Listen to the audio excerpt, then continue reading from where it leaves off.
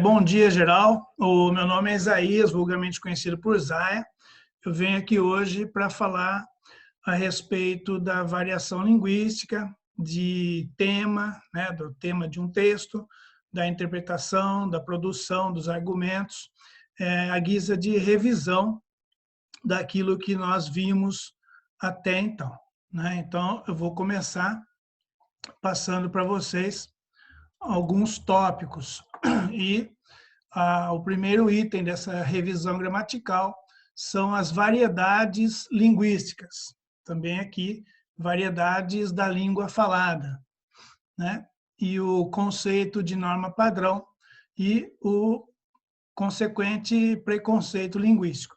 Então, o que são variedades linguísticas? Elas ocorrem nos sistemas, né, da língua quando há uma possibilidade de mudança de vocabulário ou uma alteração na pronúncia de determinada palavra ou numa mudança morfológica ou sintática.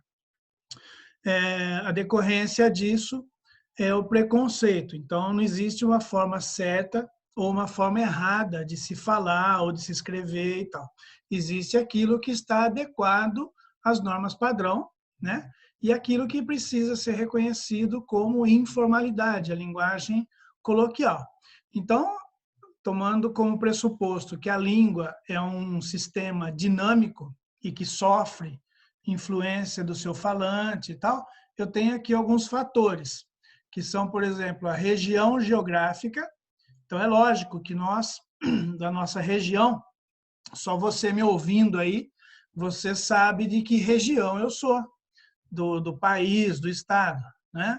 A questão do sexo, né, tem a ver com a formação da pessoa, a idade, né, nós temos a diferença de vocabulário, de formas de se expressar, né? Então essa questão da variação linguística, ela sofre também essa influência com relação à idade. Um jovem de 18 anos usa um vocabulário, uma forma de se expressar distinta de um senhor de 60 anos, né? Então, esse fator da idade também. Infelizmente, nós temos também a variação no nosso país cada vez mais acentuada, né? Que é o que a gente chama de nível social, a classe social.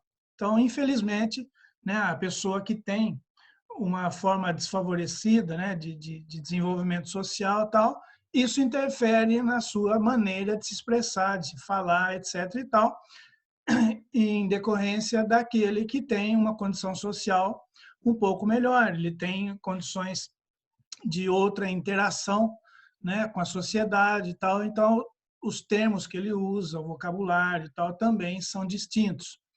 E tudo isso envolve o grau de formalidade do contexto da comunicação. Então, se eu estou numa reunião ministerial, né, da presidência da República, há um grau de formalidade em que a linguagem precisa ser empregada dentro daqueles padrões, dentro daquele decoro. Se eu estou numa conversa de confraternização em um restaurante, numa lanchonete e tal, o grau de formalidade já é menor. Eu tenho outras formas de comunicação e toda essa variação linguística sai, né, ela se destaca nessa questão. E, obviamente, isso gera, em maior ou menor grau, o que eu vou falar agora com relação ao preconceito linguístico. Então, por exemplo, a maneira geográfica de se expressar. Então, um baiano se expressa de uma maneira, o gaúcho se expressa de outra, o carioca se expressa de outra, os caipiras se expressam de outra maneira. E só de eu ter elencado aqui baiano, gaúcho, caipira, tal, você aí com a sua formação, com os seus conhecimentos, já tem uma imagem, né, meio que cristalizada dessas pessoas. Então isso gera, em maior ou menor grau, sem você querer, um certo preconceito. Com relação ao sexo, obviamente também há a questão do gênero, existe sim no nosso país grande diferença com relação a esse gênero masculino e feminino, envolvendo inclusive o preconceito linguístico. A questão da idade também, né? Dependendo da idade da pessoa, ela sofre em maior ou menor grau essa questão. Da classe social, então, eu até nem precisaria citar exemplos, nós vemos isso no nosso dia a dia, é só andar aí pelo lugar onde você mora, na sua região, você vai sentir, né, inclusive nos dias de hoje, que está mais acentuada essa questão da diferença social, e isso se reflete imediatamente na questão dessa variação linguística. E aí a questão do preconceito linguístico existe, ele tem que ser combatido, ele precisa ser minimizado, inclusive algumas palavras que a gente utiliza, elas têm uma carga de significação que já traz em si a questão do preconceito. O que nós precisamos fazer é combater isso. E não adianta dizer, eu não tenho preconceito nenhum, não existe.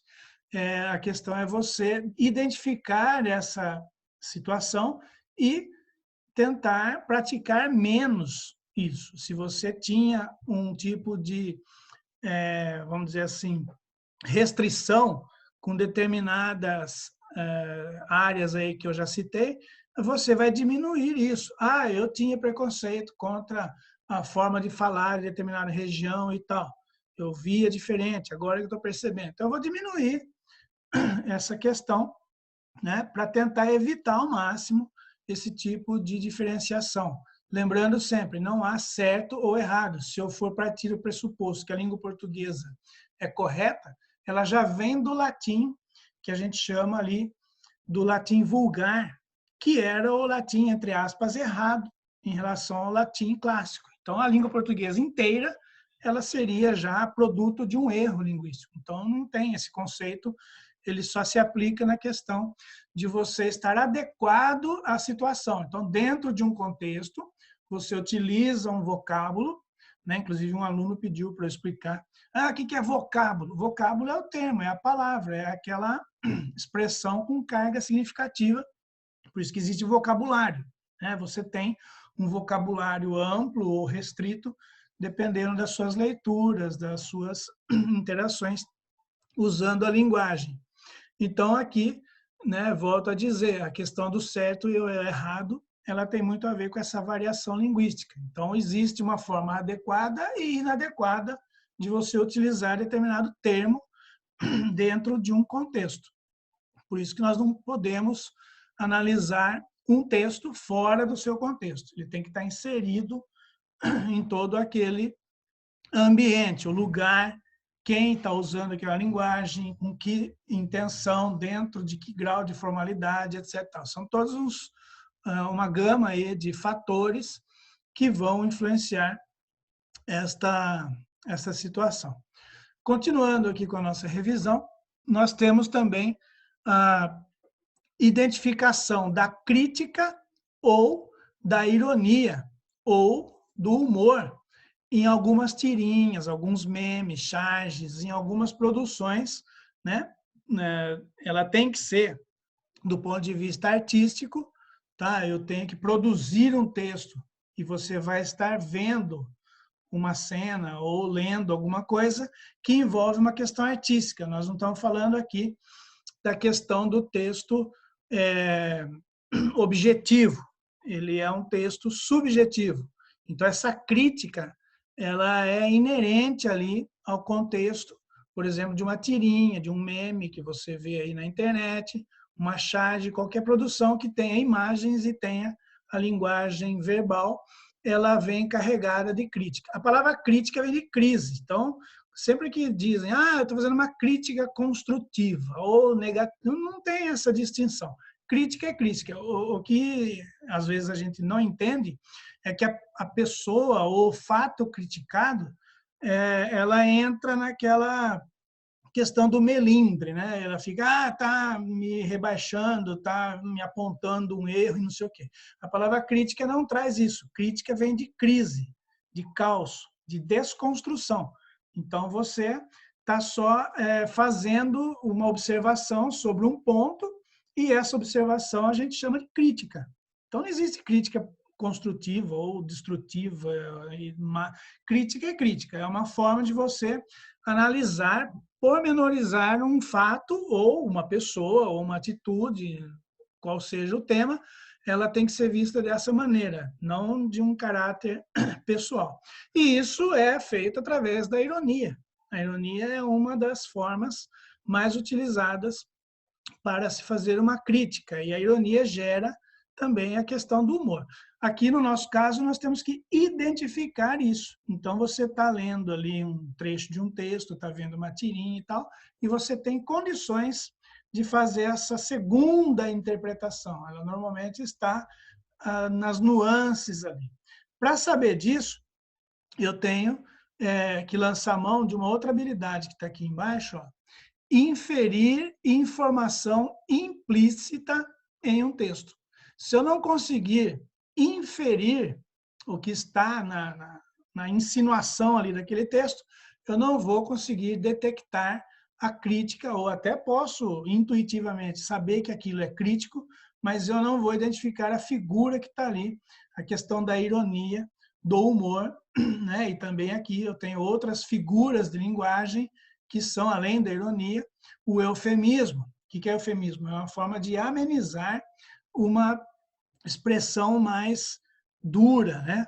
Antíteses são as oposições, são as teses contrárias, as ideias, né, de mais ou menos, maior ou menor e tal. E as outras linguagens aí, as outras figuras também utilizadas nesse tipo de texto.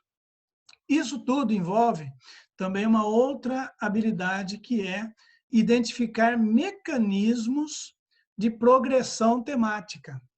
O texto, que você, agora voltando não só ao texto artístico, texto subjetivo, também no texto objetivo, e aqui é mais importante ainda, para você construir um conceito, desenvolver um texto, etc. e tal, você precisa de progressão temática, senão você fica só ali tergiversando, né? Como a gente diz, você fica falando, desenvolvendo uma ideia, trazendo exemplos, mas rodando sempre naquele assunto e não sai dali, não tem progressão. O que dá essa progressão? São as retomadas anafóricas e catafóricas. O que é uma anáfora? É quando eu retomo um termo citado, e a catáfora é quando eu já antecipo algo que vai ser tratado posteriormente.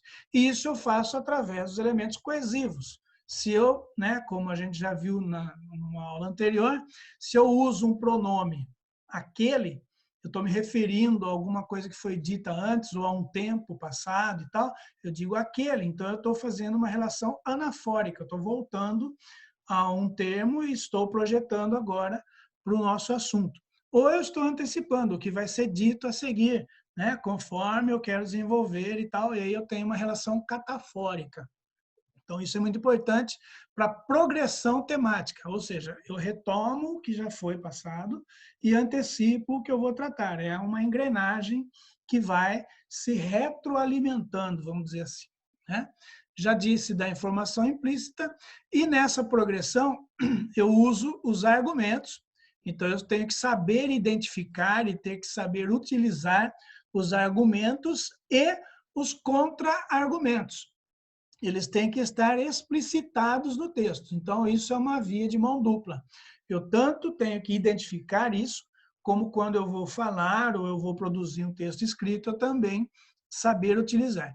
Argumento é aquilo em que eu utilizo toda vez que eu defendo uma tese, uma ideia. Então, se eu digo uma frase, eu estou expressando uma ideia, eu preciso comprovar aquela ideia, eu preciso argumentar. E tenho que antever também os contra-argumentos, porque nem tudo que eu estou dizendo é completamente plausível. Eu tenho que dar margem a objeções.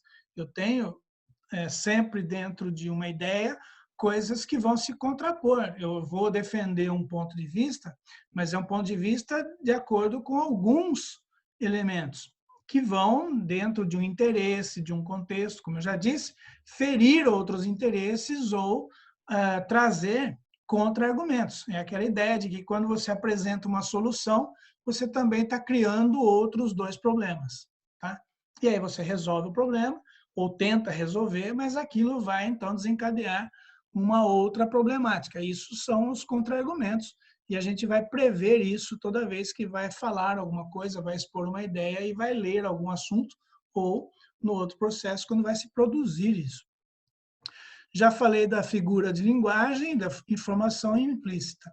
Então, para terminar, eu tenho aqui inferir o tema de um texto. Se eu vou argumentar e contra-argumentar, obviamente eu estou trabalhando em cima de um tema. Tema é o quê? É um assunto. Ele está ali como um tema principal, eu vou saber distinguir esse tema, esse assunto, dos outros subtemas. Então, eu estou falando de um assunto, eu vou tratar de outros para complementarem, e eu preciso saber identificar esse tema. E, por fim, eu também tenho a análise de mecanismos de reformulação.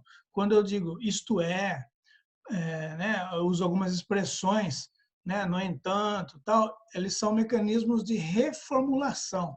Eu estou dizendo tal coisa e vou reforçar aquilo que eu estou dizendo, eu vou dizer aquilo, né, dentro desse tema de uma maneira complementar. E também eu tenho o recurso da paráfrase, que é uma outra forma de dizer a mesma coisa, por exemplo. Então, eu vou citar um autor, eu vou dizer aquilo a partir do que determinado texto já trouxe, eu faço uma intertextualidade e, ao mesmo tempo, eu posso alterar esse tipo de informação, ou parcialmente, mas a paráfrase é diferente, né, do que a gente chama ali de cópia ou de plágio, né? Eu vou identificar o texto original, o autor e tal, e vou fazer as minhas alterações adequando aquilo que eu quero trabalhar. Isso se chama paráfrase. Bom, nesta aula, né, de hoje, era mais ou menos isso que eu queria trazer para vocês, assim como uma revisão, e eu espero que vocês tenham entendido o básico, o essencial, porque tudo isso já foi trabalhado pormenorizadamente nos dias anteriores aí. Então, boa semana, tenham bons estudos e até a próxima. Tchau, tchau.